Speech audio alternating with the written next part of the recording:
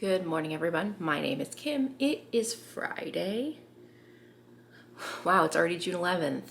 No glasses on. It's 6 in the morning. I couldn't sleep, so I thought, why don't I just take you on a little weekend reading vlog? Lots of fun things Dan and I are doing this weekend.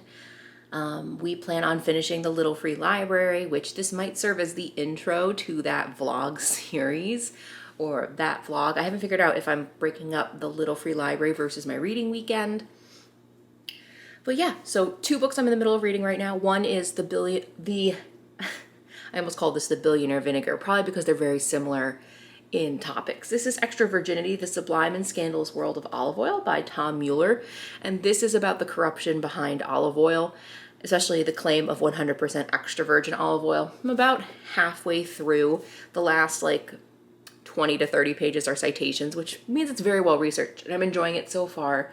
I tend to read this one in the morning, and then at night I'm actually reading completely different genre, young adult fiction, Perfectly Parveen, which you might have seen on my June TBR. So it's early. So I work Chicago time, so if it's 6 a.m. here, it's actually 5 a.m. in Chicago. So I have the morning to read, do as I want.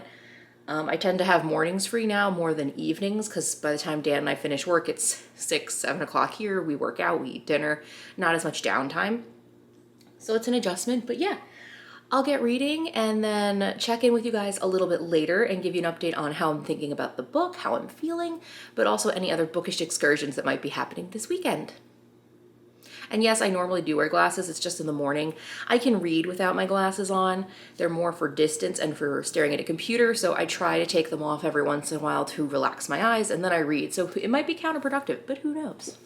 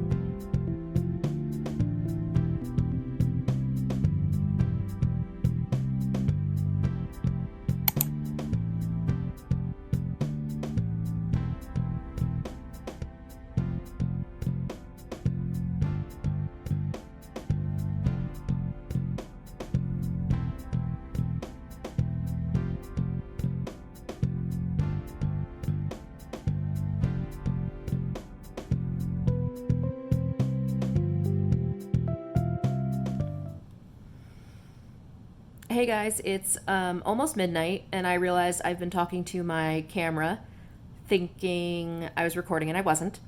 It's been a long day.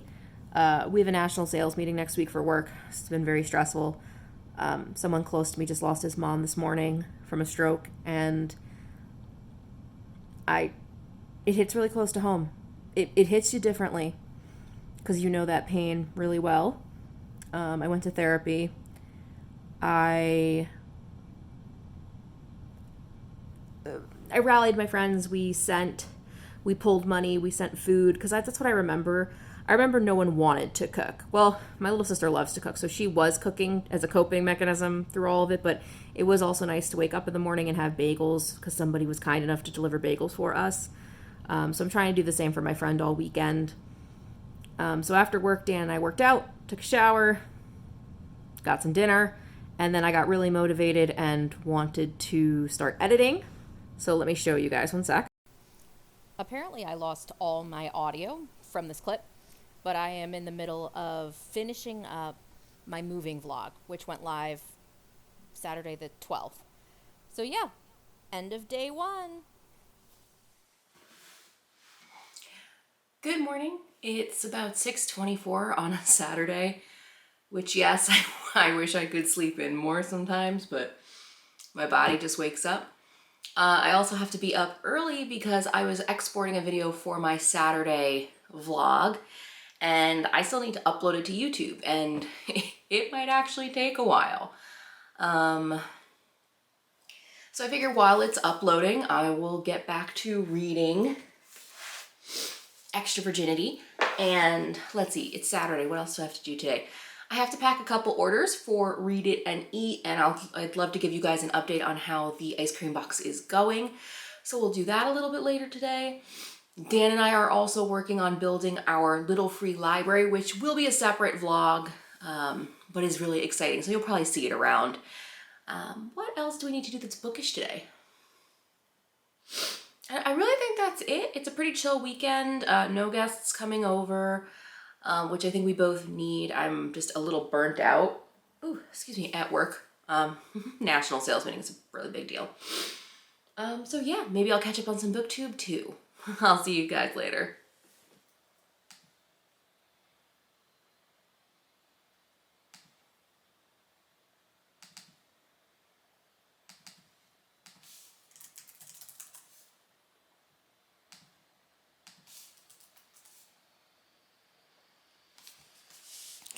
I think the good news, at least about my thumbnails, is I now have a template I know how to use.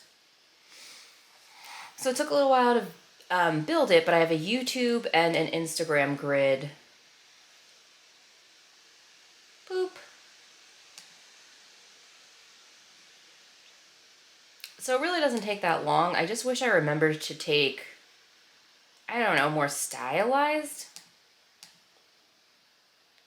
Yeah, stylized would be the right word. Okay. So I'm just gonna go grab the raw image. I'm gonna grab my little eraser and cover some of the more obvious blemishes. I'm not gonna Photoshop my full face. Call me vain or something, but I do enjoy cleaning up a tiny bit. But as you guys can see, like that's really it. I still have yet to figure out how to get reflective glare off, and I'm not quite sure I care. Image size.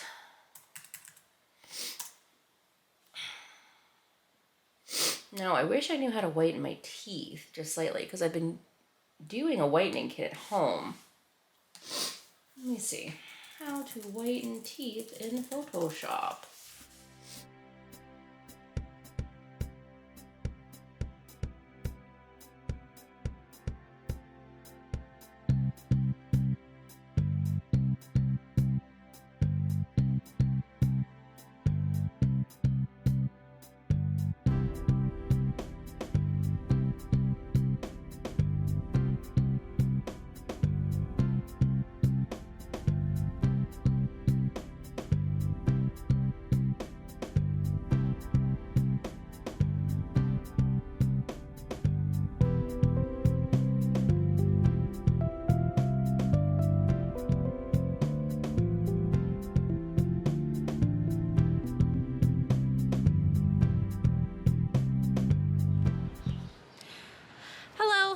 It is Saturday night, about 6 o'clock. I just finished watering the gardens, which you can hear probably the birds outside, so if that's annoying, sorry, but it's nice to be out here. I have about 20 pages left in the olive oil book, and once I have it, I'll probably have more thorough thoughts, but it's definitely eye-opening to the level of fraudulence and adulteration of our products. It really reminds me, if you haven't seen it already, I did a book duos about books about poison and the adulteration of food. And olive oil is just another example of loopholes and improper regulation of food that, you know, a lot of the extra virgin olive oil, if you're buying extra virgin olive oil in the grocery store, or at least in the United States, and it's under $10 a bottle, you are probably buying adulterated product, which means that it could be made with a blend of cottonseed oil, rapeseed oil, what was the other? A couple different oils that go through a process that strips it of its smell. It goes through a chemical process where it's the tastes, the smells, the aftertaste, all of it is removed and then blended with olives. And the olives, I think most people think that olive oil comes from Italy, but the olives are being ported in from all over the world. So there's a level of fraudulence in the book that's eye-opening. I'll probably follow up with more details, but I'm ready for the book to be done. I think I got what I wanted out of it. And the final chapter is what is the future of olive oil? And right now there's growing markets in Australia and the United States, which is kind of cool to read about. I picked up this rabbit hat. We moved to Buffalo and we found a local butcher here named the company's name, is Moriarty Meats. It's a husband and wife duo with 2 little boys that live upstairs. And they source all of their animals locally. So every week we pick up a share. Today we got red snapper, some chicken kebabs that are gonna go in the freezer. And they actually have these hats in a bunch of different names. So right now I have this one, I have veal in pink, and I have lamb in blue, and now I just want to own all of them. I'm not really a hat person. I was always told it made my face look fat, which is probably just some like trauma I hung on to since I was like in 2nd grade. But it's really comfy to sit out here in the backyard. It's 82 degrees, but I'm in the shade, and it's 6 o'clock, so the sun will start to go down. But yeah, I'm gonna go downstairs. I'm gonna go finish that book for the night. I had meant to pack orders for bookmarks and breadsticks today, but I'll pack them tomorrow and show you guys what I'm up to. I have some new stuff to show off. I'm really excited. But yeah, that is all I've got for now. I think I'm gonna try and finish Perfectly Parveen this weekend. I'm about 75 pages into that young adult book, and it should be a pretty quick read. And if it goes anything like today, I'm gonna wake up at 6 a.m. again tomorrow and not know what to do with myself. So I'll read a bunch and then probably go back to sleep, which is not good for my sleep cycle, but it's the weekend. Dan and I really just got into a mode today where we just didn't want to do anything. And I think that's just, it's really stressful to move. We always have money on our brains and the lawsuit, and I have a national sales meeting next week.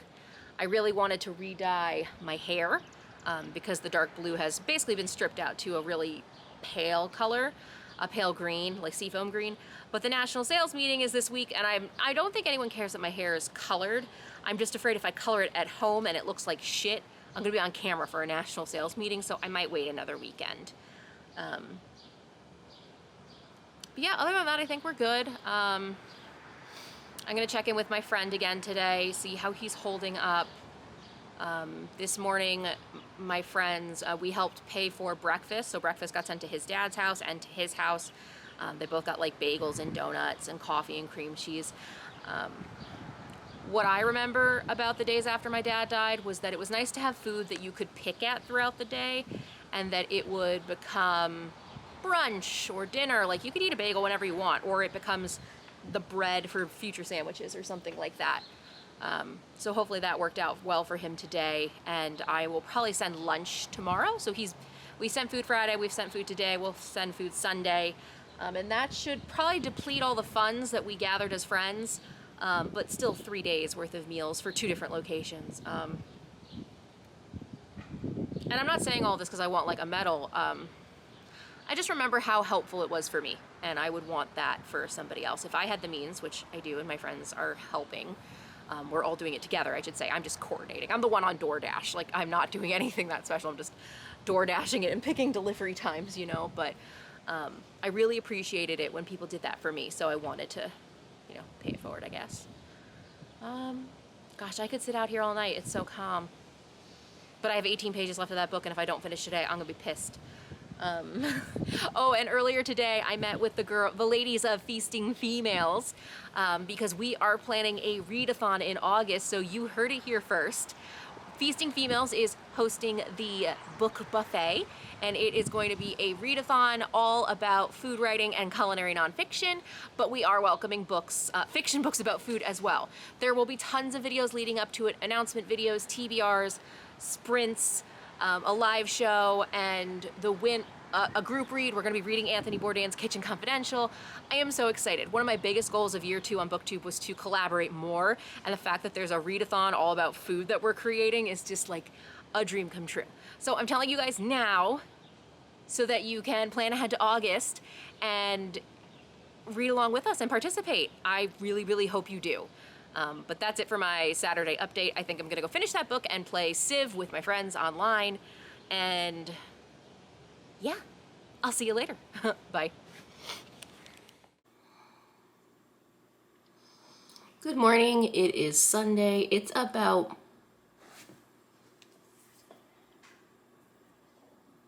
8:30. Just got up, played with the cats for a little bit. So I'll probably spend the morning. I usually like to watch 1 or 2 booktube videos, give my poor brain some time to power up. And then this is how far I am into Perfectly Parveen. That's what's left to read. Not just, I realized that the cover's naked, so you can't tell where I am. And then I think most of today's just another chill day, which is very rare for me. I don't normally give myself a whole weekend to do nothing. But I will be working on orders for Bookmarks and Breadsticks Read and Eat subscription box, and I'll be able to show you guys more of a look behind what's coming out in fall and winter, and also some of the new designs I've been coming up with for a new box. So I'm super excited, and I'll talk to you guys later.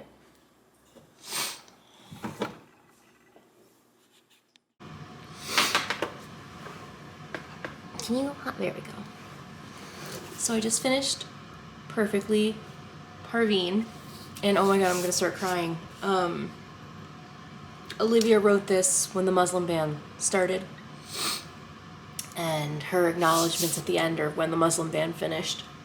And first off, Parveen's journey as a character, 14-year-old girl, is really beautiful, and I can relate to dealing with otherness and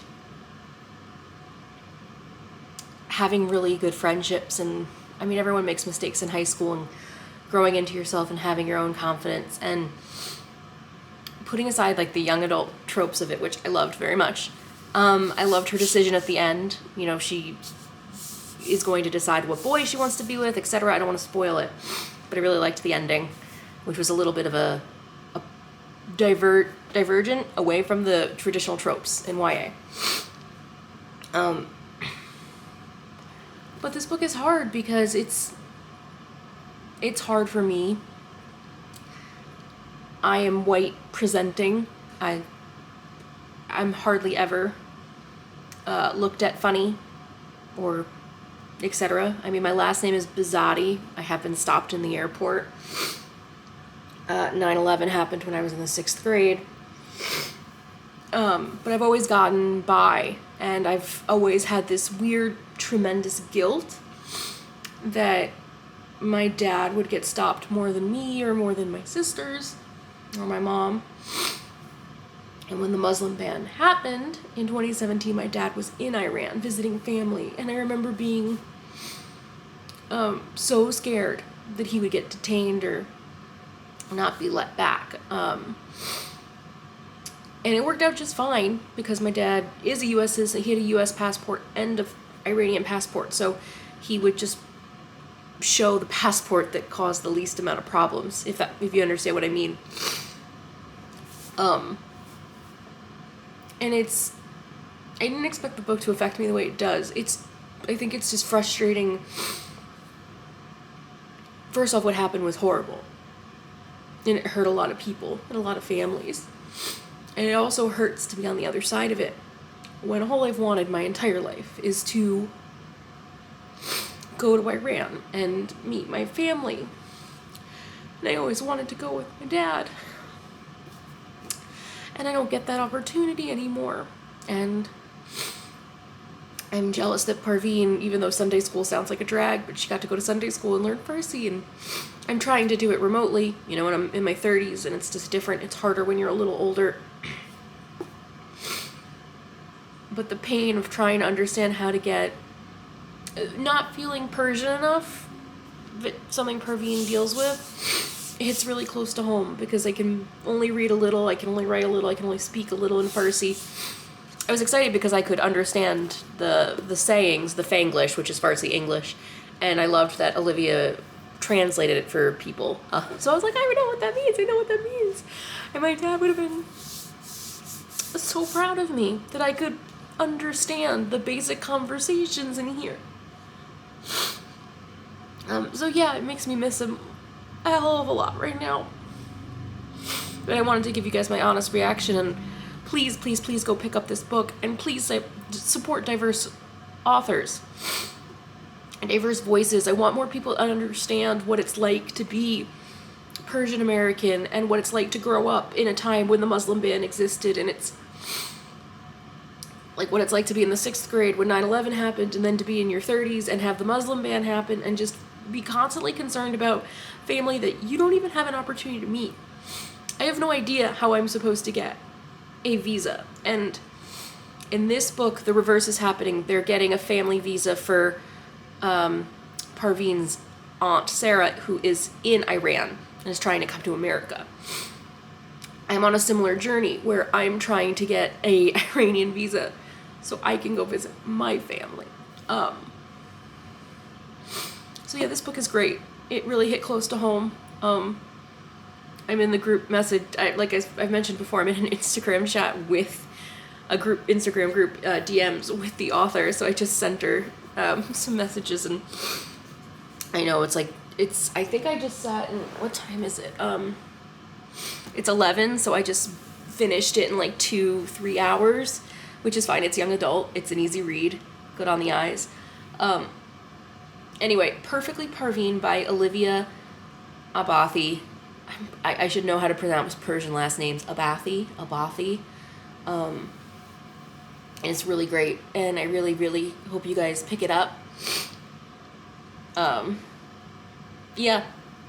Okay, so now I'm gonna go wash my face, get dressed, and I need to start doing some actual chores around the house. But I'll be back later to pack up orders and stuff. I'll talk to you guys later. Hi, so it's Sunday, now it's 3:30. I finished Perfectly Parveen, had my cry fest, and now I'm gonna work on some orders. So this is actually our dining room table. I don't plan on making this home base. I just happen to have other orders and just things to send out. So now that we're in our house, we've been getting cards from family. So this is like the station of like thank you cards and everything. So it was different in Chicago. I could bring all my boxes down to the mailroom. Now, because I live in a suburban area, I'm gonna tomorrow morning have to drive all this to the store, to like a FedEx store. So I'm just trying to put everything together. But I thought I would show you something. So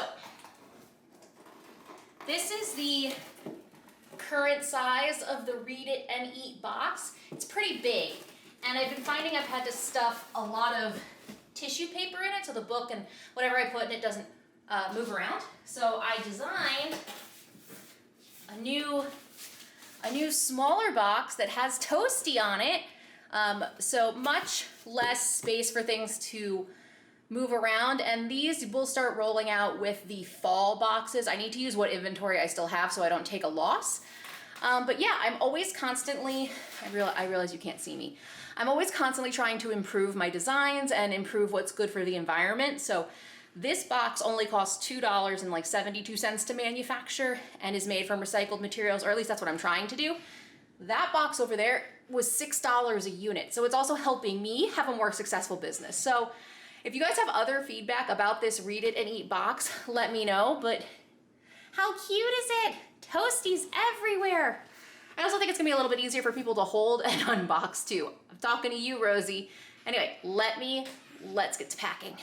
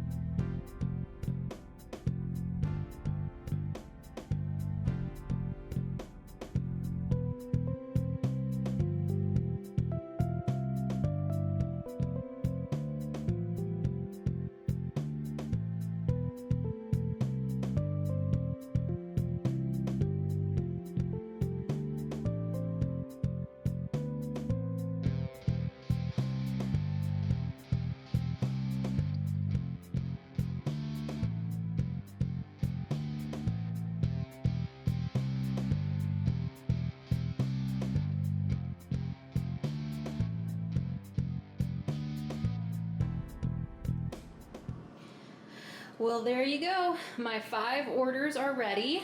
This is another box for a secret project I have for August, and a gift for my dance instructor. It's a long story. But I think I'm gonna end the vlog here. I have an hour and a half left of a book called Frying Plantains. So if I finish it, I'll have finished 3 books this weekend. I did start 2 of them prior to this weekend. So yeah, I hope you enjoyed a little bit of a vlog, a reading vlog. I guess you can call it a weekend reading vlog. And I hope you enjoyed a little sneak peek of the new box for Read It and Eat. Don't forget that the fall and winter themes have been revealed. The fall theme is maple syrup and the winter one is alcohol/cocktails. And the winter kit, if you're looking for like a holiday gift in December, it has a cocktail making kit in it so you can make your own spirits and infusions, and it comes with a book. I'll have pre-orders for both of them probably by August. So by August, you'll be able to order both. That way, if you want to order your Christmas gift in advance, or sorry, holiday gift in advance, you'll have that available. Don't forget to hit like and subscribe. I am gonna go finish this book, work out, which is part of the reason I don't have any makeup on, because there's no point of wearing it when you're gonna sweat, and I'll see you in the next one. Bye, guys.